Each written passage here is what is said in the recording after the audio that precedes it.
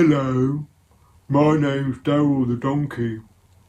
You'll never guess what happened to me the other day.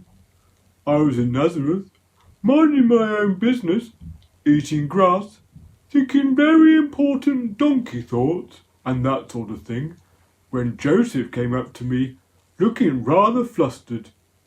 He told me that we were going on an adventure to Bethlehem.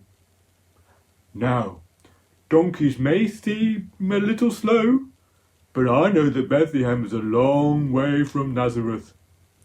I began to realise that this would be hard work, and then Joseph told me that we wouldn't be going alone, that Mary would be coming with us. I don't mean to be rude, but Mary was, how do you put it, very pregnant. She was heavy, and Joseph wasn't going to carry her all that way, was he? No, that would be my job. And what reward did I get? A few carrots, that's all. So I wasn't very pleased. But I like Joseph, and I know that he loves Mary very much. He's been a good master for me, and I could see that he really needed my help. So I agreed to go. It was a long and dusty road to Bethlehem. Mary wasn't that heavy, I suppose. Joseph tried to hide it, but I could tell he was worried about her. The baby could come at any moment. And then I heard them say something that made my ears prick up. I heard Mary say that she hoped God's baby wouldn't be born in the desert, and that a palace would be more suitable. I stopped in my tracks and looked at them. God's baby. What could they mean? And then they told me the whole story, the visit from the angel, the strange but wonderful news that Mary had been chosen by God to be the mother of the newborn king and saviour of the world, and that God had asked Joseph to look after her. Well, I felt a bit guilty for being so grumpy about carrying Mary. I now know that I was so honoured to be bearing such a special burden.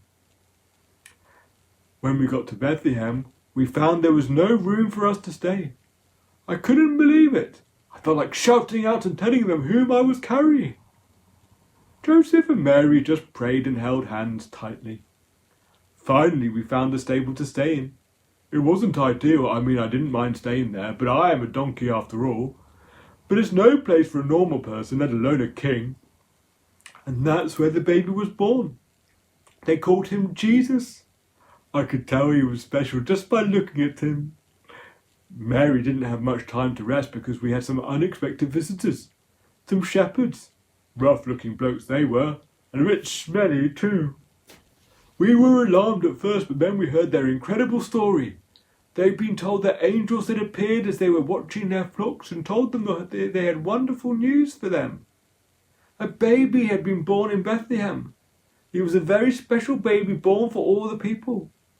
They were amazed that the angel had chosen to tell them of all people because no one thinks they're important, but God must think they are. It's been an amazing few days. Days I'll never forget. Something really special has happened. The baby's been born to tell us that ordinary people and ordinary donkeys matter to God. If he's God, he could have chosen to be born anywhere, at any time. But he chose to be born in a stable, and I got to carry him all the way to Bethlehem. Now that really is amazing. All this and more available in Wonder, an Advent and Christmas collection by Andy March. Inspiration and ideas for the Advent and Christmas season, packed full of skits and sermons, poetry and performance pieces. Available now.